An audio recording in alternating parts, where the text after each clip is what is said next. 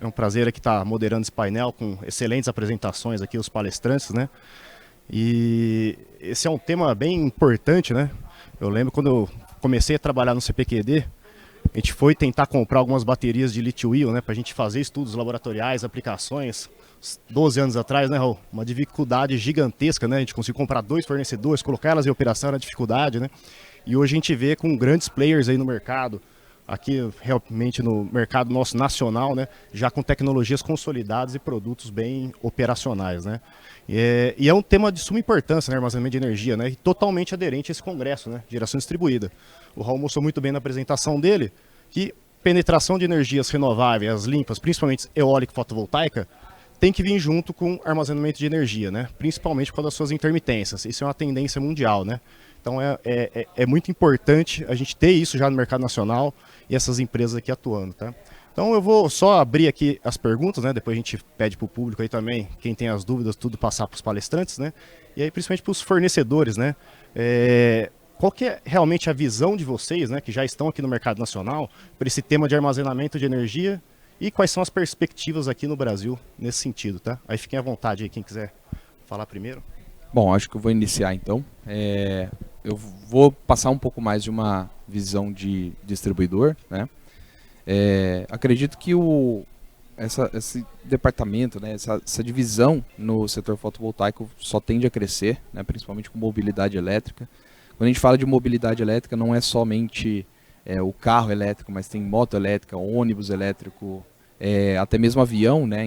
No final de setembro lançaram o primeiro voo de um avião 100% elétrico, então essa vai ser uma demanda cada vez maior, a demanda por energia vai ser cada vez maior e, obviamente, a gente tem que buscar fontes limpas de produção de energia, senão não adianta nada a gente eletrificar toda a frota e utilizar combustíveis fósseis ou algo relacionado a combustíveis que poluem o meio ambiente para que essa energia seja produzida. Então, acredito sim que só tende a crescer, não só no Brasil, mas mundialmente, essa demanda por sistemas de armazenamento de energia, porque se torna aquela energia que não é despachável, ela acaba se tornando despachável utilizando sistemas de armazenamento.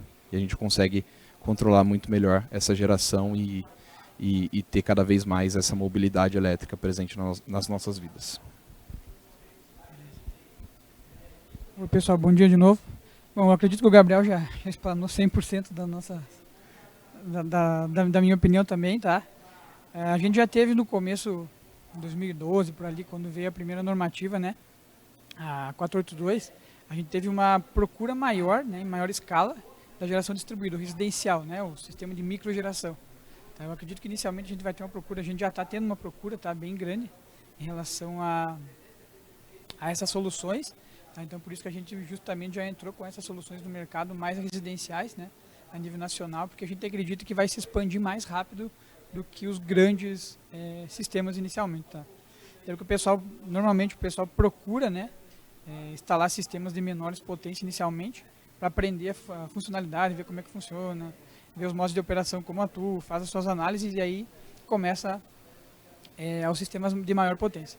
Então eu acredito que ainda a gente vai ter uma procura residencial bem maior inicialmente. E aí com o passar dos anos as potências do sistema vão aumentando. Muito similar ao que acontece no on-grid hoje. Tá bom? Obrigado. Bom, aqui eu não falo como fabricante nem distribuidor, mas como a área técnica, científica, a área de pesquisa, desenvolvimento, o que a gente vê, na verdade, é um caminho inexorável na eliminação das fontes fósseis de energia no mundo e as renováveis assumindo cada vez mais o seu papel de ser a força motriz desse planeta. Porém, boa parte dessas fontes renováveis, como eu já comentei durante minha apresentação, elas não são perenes, elas são intermitentes. E não tem como torná-la despachável se não for com sistemas de armazenamento de energia, as grandes baterias. Claro, existem outros métodos de armazenamento, podemos ter usinas reversíveis, usinas hidráulicas reversíveis, sistemas de armazenamento de ar comprimido no subsolo, sistemas de armazenamento de massa de energia potencial, de grandes sistemas, mas a mais prática, a mais rápida, a mais adequada para aplicação em qualquer local, certamente são as baterias, pela sua flexibilidade, pela sua facilidade de ser modularizada, instalada rapidamente em qualquer condição, em qualquer situação, em qualquer local. Então, eu não vejo alternativa para o desenvolvimento necessário no setor energético global sem baterias, sem grandes sistemas de storage que sustentem a demanda cada vez mais crescente de energia elétrica no mundo. Tá? Então, essa é a minha visão e eu vejo que não só baterias de lítio, mas outros tipos de baterias vêm sendo desenvolvidos, vêm sendo aperfeiçoadas e vão a cada momento, ou seja, no momento adequado, assumir essa posição no mercado. Bom, então o assunto já foi muito bem falado aí pelos colegas. A minha visão é que as perspectivas, né, de crescimento de armazenamento no Brasil são bastante positivas, tá? Nos dois cenários que eu enxergo, que seriam um armazenamento de menor porte aí para residências, comércios, tá? A gente sabe que em grande parte aí ao redor do planeta, o armazenamento se difundiu quando houve, por exemplo, uma cobrança do fio e ele começou a ficar viável também financeiramente. Porque no final das contas, o cliente se importa muito, né, com o custo e quando que vai ser viável ou não instalar além do conforto. Então a gente sabe que na Europa as baterias já estão bastante disseminadas, né, porque já não existe compensação 1 para 1, por exemplo, de energia. Então vale a pena tu gerar, né, numa fonte solar fotovoltaica, por exemplo, que tu gera durante o dia, armazenar isso e despachar quando tu precisa e não despachar para a rede. Então isso também auxilia, inclusive a rede, que a gente sabe que a nossa rede não é robusta, né, o suficiente para lidar com grande armazenamento, aliás, com grande injeção hoje em dia. Tá? Então eu vejo que no cenário residencial a perspectiva é muito boa de crescimento. Até por isso que tem bastante gente boa aqui falando sobre isso hoje. Né? No cenário global aí do Sistema Interligado Nacional, por exemplo, até o Raul apresentou, a gente vê que o Brasil precisa muito da inserção de armazenamento na rede básica. Tá? Já começou aqui agora no sul de São Paulo. Isso aí vai se expandir provavelmente, porque a gente tem, principalmente ali para o Nordeste, Norte de Minas, uma grande concentração de geração eólica e solar, que são intermitentes. A solar, principalmente, tem geração só diurna, né? Mas a eólica a gente sabe que tem uma geração maior noturna e menor diurna. Tem uma certa complementaridade, mas tu gerando muito à noite não tem carga para isso. Então o que tu vai fazer com essa energia? Quando essa inserção aumentar a ponto de chegar, por exemplo, eólica com 20%, 30% talvez da matriz elétrica brasileira, não vai ser possível tu despachar todos esses aerogeradores durante a noite. Então, para que desperdiçar essa energia que existe lá à noite? Tu pode armazenar e no horário de pico, né, durante o dia, que hoje está se movendo mais para em torno das 3 horas da tarde, não é mais tanto a tardinha, né, tu despacha essa energia dos armazenadores. Então eu vejo que nos dois cenários é isso que vai acontecer. É um caminho sem volta, né, e a gente precisa disso. Tá? Além das usinas pumped storage, hydro, né, que é tu bombear a água, por exemplo, para gerar quanto precisa, mas vão ter vários sistemas de armazenamento, não só, né, a baterias, enfim, mas vai ser, obviamente, um dos principais, pelo menos a curto prazo eu vejo. Né? Esse é um ponto bem interessante, o Gabriel também levantou bem, né? Penetração da mobilidade elétrica também, ninguém pensa em ter um carro elétrico em casa e não ter um sistema fotovoltaico, né? Isso hoje em dia é raro, né? E aí vai perdendo esses benefícios, né, da rede elétrica, né, Fernando? Então realmente o armazenamento de energia vai fazendo cada vez mais sentido nesses clientes e de grande porte, claro, para compensar todas essas intermitências, né? Aí do ponto mais tecnológico, assim, né? Vou primeiro direcionar o Raul, mas depois eu gostaria que vocês complementassem também, né? Fala-se muito da bateria de lítio-íon, né? E ela já atingiu, vamos dizer, o ápice tecnológico dela e agora é só queda realmente de preço dela, produção, qualidade? Ou ainda a gente tem muitas evoluções, falam em outras tecnologias, lítio-íon, lítio-enxofre, lítio junto com grafeno, todos esses pontos, né? Eu queria falar um pouquinho disso aí. Posso comentar, sim, com prazer. Na verdade, a bateria lítio-íon, como nós conhecemos, é uma criança em termos de tecnologia de armazenamento, né?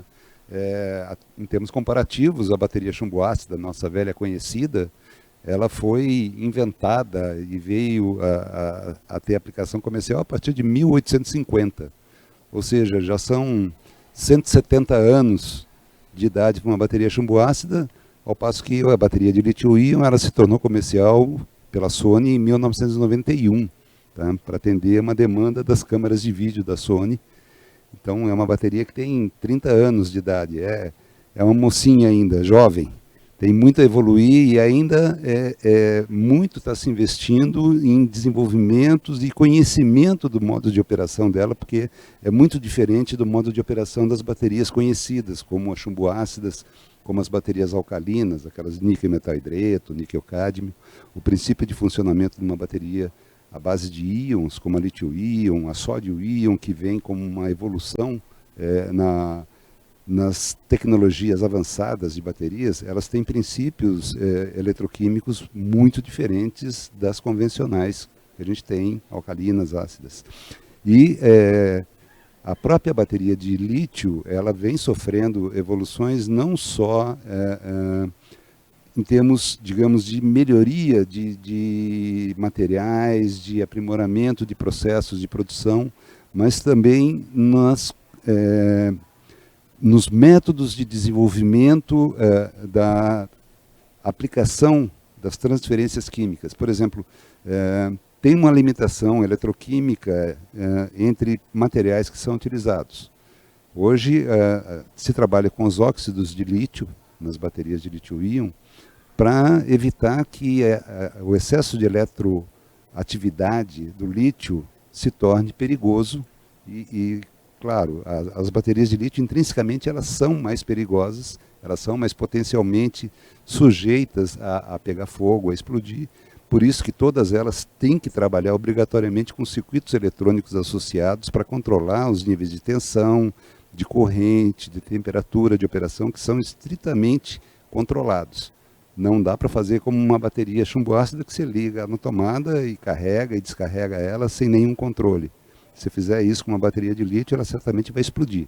Tá? Então tem que ter um circuito eletrônico, que é o BMS, o Battery Management System, que controla a operação dela para mantê-la dentro de um regime seguro. Mas já vem se trabalhando também em outras químicas, utilizando o lítio mais como metal, apesar do seu potencial perigo, que são mais estáveis quimicamente, tá? Como a lítio-enxofre, como as baterias com lítio polímero, que elas têm constituições que tornam ela mais intrinsecamente seguras do que as baterias de lítio-íon. Mesmo a lítio-ferro-fosfato, que hoje é tida como a bateria de lítio-íon mais segura, ela depende de operação de circuitos de supervisão e controle de BMS, todas elas. Essas novas tecnologias que estão vindo, a sódio-íon também é uma bateria que promete ser bastante revolucionária, tem o mesmo princípio de funcionamento, mas é mais segura, muito mais barata. Tem problemas de ciclabilidade, ou seja, ainda não conseguem fazer ela ciclar tanto quanto uma lítio-íon. Tem 3 vezes menos, 4 vezes menos ciclagem. Mas nada como o tempo e os investimentos que estão sendo feitos para que essas tecnologias venham a ser dominantes nos próximos 5, 10, 15 anos. Tá? Então, vai haver a evolução natural da espécie e o aprimoramento dela. É isso mesmo. Pessoal do público aí da plateia, tem alguma pergunta?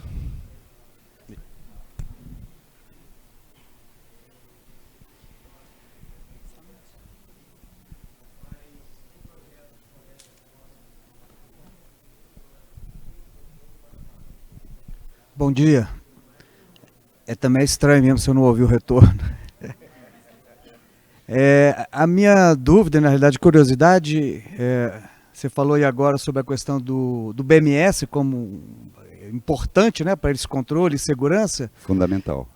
Em caso de falha do BMS, pode haver algum problema, tipo explosão da bateria? Sim, com certeza. O BMS ele tem que ser projetado dentro dos mais rigorosos critérios de confiabilidade e robustez. Tá? A gente tem visto vários casos de... Agora já até houve uma redução significativa, mas alguns anos atrás a gente via vários casos de baterias de celular pegando fogo, baterias de PDAs, baterias de médio porte se incendiando, tudo isso devido a overboard, aquelas patinetes elétricos. Projetos de BMS com baixa confiabilidade, com baixos critérios de robustez, tá? que acabam culminando numa má gestão de energia nas células e levando elas à explosão, incêndio e explosão. Claro que existe uma taxa de falha esperada para a própria célula. Quando existe uma falha interna na célula, não tem nada que possa impedi-la de se autodestruir. Você pode impedir que isso se propague. Imagina o seguinte, um curto-circuito interno numa célula de lítio não tem como ser evitado que ela pegue fogo. Porém, no projeto de empacotamento dessa célula dentro de um conjunto maior, você pode evitar que isso se torne catastrófico, contendo esse efeito do incêndio somente na célula. Isso é feito em várias aplicações. Não sei se alguns lembram quando houve aquele problema com a bateria de lítio nos Boeing 787, que obrigou a frota toda de 787 a ficar em terra até que a Boeing resolvesse esse problema. Ali a solução que resolveu não foi na eletrônica, porque a eletrônica era perfeita. Era uma falha que aconteceu em célula, na fabricação da célula. A taxa de falha de fabricação de célula é estimada em 1 a cada 10 milhões de células que são produzidas. Mas existe uma taxa de falha, então é esperado que ocorra em algum momento uma falha devido à construção de uma célula. Só que aquela bateria não estava prevendo mecanismos de proteção para a ocorrência desse fenômeno. Então, o que foi feito? Ela foi transformada numa caixa à prova de explosão, à prova de incêndio, que resolveu o problema e pôde voltar a operar.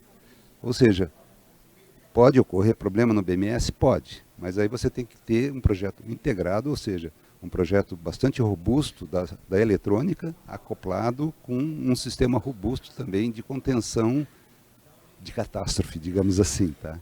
Então, por enquanto, nós não temos essas células de lítio-íon intrinsecamente seguras, que prescindam desse cuidado todo, tanto no projeto da eletrônica quanto no projeto do empacotamento.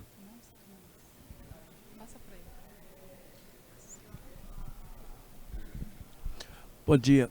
A minha pergunta talvez seja trivial, mas é porque estou entrando novo agora no assunto. É sobre microinversores. Nós falamos aí sobre inversores, né, híbridos. Nós vamos criar uma categoria a parte de microinversores que não vão ter esses recursos, esse tipo de gerenciamento para off-grid e on-grid? Excelente pergunta. Colocou fone?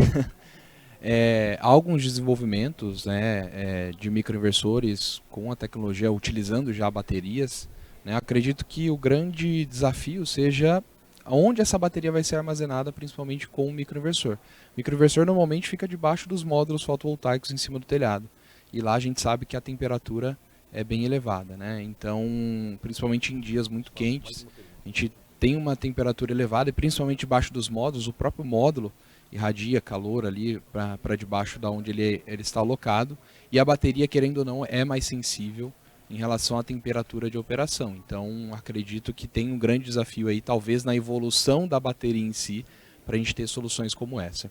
A solução que a P-Systems trouxe para o Brasil é uma espécie de bateria AC. Então, ela tem um conversor que carrega da rede AC, converte de CA para CC, armazena na bateria. E quando ela for utilizada, ela faz o processo contrário, pega de CC, transforma para CA para disponibilizar essa energia, seja ela num regime de trabalho ali de alto consumo, através de TCs, né, toda a integração com o sistema fotovoltaico, ou até mesmo uma situação de backup. Tá? Acredito que para microinversores a visão ainda é um sistema meio que à parte, não diretamente interligado a um sistema fotovoltaico. Bom dia. Eu queria saber com relação ao quantas horas, né, o dimensionamento das horas que você vai utilizar na hora do apagão, dá um apagão. Você dimensiona essas horas de acordo com as cargas pré-selecionadas e qual, assim, a gente tem assim, um número máximo de horas que você pode ficar utilizando esse sistema? Bom, acho que a quantidade máxima de horas esteja mais relacionada à quantidade de bateria que você tem, qual que é a capacidade sua de armazenamento, e obviamente você tem que sim trabalhar no dimensionamento dessas cargas máximas que você vai ter. Tendo essa noção de dimensionamento dessas cargas que você vai ter ligadas ali naquele determinado momento, num momento de um apagão, por exemplo, você tem ali uma certa quantidade determinada de horas que você queira que você tenha ali uma disposição daquela energia armazenada, e com as cargas você consegue determinar qual que é a quantidade de quilowatt-hora que você vai necessitar.